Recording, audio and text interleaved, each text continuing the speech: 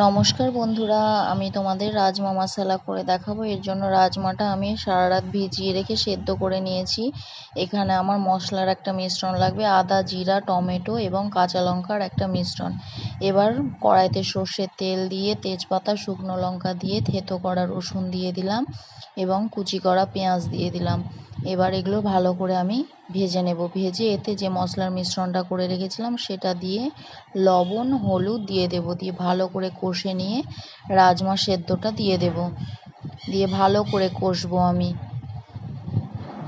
কষানো হয়ে গেলে এতে আমি জল দিয়ে দেব অল্প।